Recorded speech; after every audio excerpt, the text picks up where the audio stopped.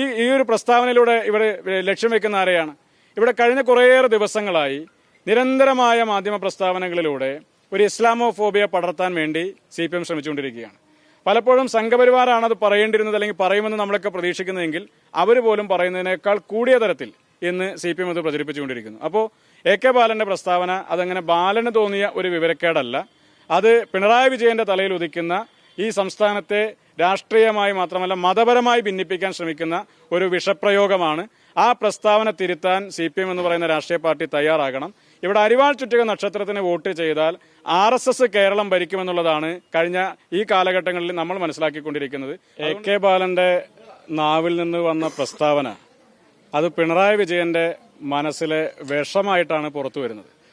നമ്മൾ നിരന്തരമായി കാണുന്നതാണ്, എപ്പോഴൊക്കെ പിണറായി വിജയനും ഇടതുമുന്നണിയും പ്രതിസന്ധിയിലാകുന്ന ഘട്ടത്തിൽ രാഷ്ട്രീയ നരേറ്റീവുമായി രംഗത്ത് വരുന്നത് ബാലനാണ്. പിണറായി വിജയന്റെ മകൾക്കെതിരെ കേസ് വരുമ്പോൾ, മകനെതിരെ കേസ് വരുമ്പോൾ, മറ്റാരും പ്രതിരോധിക്കാനില്ലാത്ത ഘട്ടത്തിൽ പിണറായി വിജയന് വേണ്ടി രംഗത്തിറങ്ങി ബാറ്റ് ചെയ്യുന്നത് ശ്രീ ബാലനാണ്. ഇന്നലെ പറഞ്ഞ പ്രസ്താവന അത് കേരളത്തിന്റെ സാമൂഹ്യ മനസ്സിനെ വിഭജിക്കുന്ന ഒരു പ്രസ്താവനയാണ്. ഒരു മതധ്രുവീകരണം ഉണ്ടാക്കാനുള്ള ഒരു തീവ്രമായ ശ്രമം CPM നടത്തിക്കൊണ്ടിരിക്കുകയാണ്. സംഘപരിവാർ പോലും പച്ചയ്ക്ക് പറയാൻ മടിക്കുന്ന വർഗീയത CPMന്റെ ഉന്നതമായ പോളിറ്റ് ബ്യൂറോയിൽ അടക്കമുണ്ടായിരുന്ന AK ബാലനെ പോലെയുള്ള ആളുകൾ പറയുമ്പോൾ കേരളത്തിൽ ഈ തദ്ദേശ സ്വയംഭരണ സ്ഥാപനങ്ങളിലേക്ക് നടന്ന തെരഞ്ഞെടുപ്പിന്റെ പരാജയം അത്രത്തോളം ഇവരെ ഭ്രാന്ത് പിടിപ്പിക്കുന്നു എന്നുള്ളതാണ് നമ്മൾ മനസ്സിലാക്കുന്നത്. അതിന്റെ ഭാഗമായിട്ടാണ് ഇത്തരത്തിൽ ഇങ്ങനെ പച്ചയ്ക്ക് വർഗീയത പറയുന്ന രീതിയിലുള്ള പ്രസ്താവനകൾ ഉണ്ടാകുന്നത്. ഇതേ ജമാഅത്ത് ഇസ്ലാമി തന്നെ മുൻകാലങ്ങളിൽ CPMനെ പിന്തുണച്ചിട്ടുണ്ട്. 30 വർഷക്കാലത്തോളം CPMമായി ബാന്ധവം ഉണ്ടായിരുന്നുവെന്ന് അവർ തന്നെ പറഞ്ഞിട്ടുണ്ട്. ആ ഘട്ടങ്ങളിലൊക്കെ CPMന് അധികാരം കിട്ടിയപ്പോൾ അവരാണോ ആഭ്യന്തരം ഭരിച്ചിരുന്നത്? ഈ ഒരു പ്രസ്താവനയിലൂടെ ഇവിടെ ലക്ഷ്യം വെക്കുന്ന ആരെയാണ്? ഇവിടെ കഴിഞ്ഞ കുറേയേറെ ദിവസങ്ങളായി നിരന്തരമായ മാധ്യമ പ്രസ്താവനകളിലൂടെ ഒരു ഇസ്ലാമോഫോബിയ പടർത്താൻ വേണ്ടി CPM ശ്രമിച്ചുകൊണ്ടിരിക്കുകയാണ്.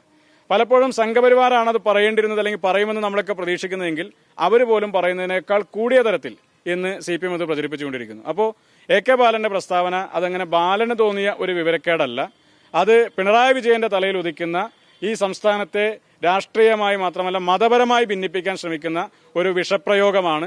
ആ പ്രസ്താവന തിരുത്താൻ CPM എന്ന് പറയുന്ന രാഷ്ട്രീയ പാർട്ടി തയ്യാറാകണം. ഇവിടെ അരിവാൾ ചുറ്റിക നക്ഷത്രത്തിന് വോട്ട് ചെയ്താൽ RSS കേരളം ഭരിക്കുമെന്നുള്ളതാണ് കഴിഞ്ഞ ഈ കാലഘട്ടങ്ങളിൽ നമ്മൾ മനസ്സിലാക്കിക്കൊണ്ടിരിക്കുന്നത്. അതുകൊണ്ട് CPM അധികാരത്തിലേക്ക് വന്നാൽ ആഭ്യന്തരം മാത്രമല്ല എല്ലാ വകുപ്പുകളും RSS കൈകാര്യം ചെയ്യും എന്നുള്ളതാണ് ഈ നാട്ടിലെ ജനങ്ങൾ മനസ്സിലാക്കുന്നത്. അതിനെ മറ്റൊരു രീതിയിൽ തിരിച്ചുവിടാൻ വേണ്ടി നടത്തുന്ന ശ്രമമാണ്. അത് ഈ നാട്ടിലെ ജനങ്ങൾ കൃത്യമായി തന്നെ തിരിച്ചറിയും. ഇവിടെ കലാപാഹ്വാനത്തിനാണ് ബാലൻ ശ്രമിച്ചത്. മാറാട് കലാപം ഉൾപ്പെടെയുള്ള കാര്യങ്ങൾ സംബന്ധിച്ച് ഈ നാട്ടിലെ ജനങ്ങൾ മറക്കുമ്പോൾ അവരുടെ മനസ്സിനകത്തൊരു വിഷമമുണ്ടായിരുന്ന അല്ലെങ്കിൽ വലിയ നീറുന്ന വേദനകളുള്ള ആ കലാപത്തിന്റെ ഓർമ്മകളൊക്കെ വീണ്ടും ഇപ്പോൾ കുത്തിപ്പൊക്കി കൊണ്ടുവരുന്നത് ആരെ തൃപ്തിപ്പെടുത്താൻ വേണ്ടിയിട്ടാണ്? എന്ത് രാഷ്ട്രീയ നേട്ടത്തിന് വേണ്ടിയിട്ടാണ്? ഇപ്പോൾ 4 വോട്ടുകൾക്ക് വേണ്ടി ഞങ്ങൾ മതങ്ങളിലേക്ക് ചുരുങ്ങില്ല എന്ന് പ്രഖ്യാപിച്ച പിണറായി വിജയനും സംഘവും ഇന്ന് 4 വോട്ടുകൾക്ക് വേണ്ടി ഈ നാടിനെ മതപരമായി ഭിന്നിപ്പിക്കാൻ വേണ്ടി ശ്രമിക്കുകയാണ്. കമ്മ്യൂണിസ്റ്റ് പാർട്ടിയുടെ ഈ രാഷ്ട്രീയ നെറുകേട് ഈ നാട്ടിലെ ജനങ്ങൾ തിരിച്ചറിയും. AK ബാലനെതിരെ കലാപാഹ്വാനത്തിന് കേസെടുക്കണം. ഇവിടെ ഇന്നലകളിൽ മറ്റ് പ്രസ്താവനകളൊക്കെ ആരെങ്കിലൊക്കെ നടത്തുമ്പോൾ അതിനെതിരെ കേസെടുത്തിട്ടുള്ള ഈ സർക്കാർ ഇന്ന് AK ബാലന്റെ പ്രസ്താവന അദ്ദേഹം തിരുത്താൻ തയ്യാറാകുന്നില്ലെങ്കിൽ കലാപാഹ്വാനത്തിന് അദ്ദേഹത്തിന്റെ പേരിൽ കേസെടുക്കണമെന്നുള്ളതാണ് യൂത്ത് കോൺഗ്രസിന്റെ ആവശ്യം.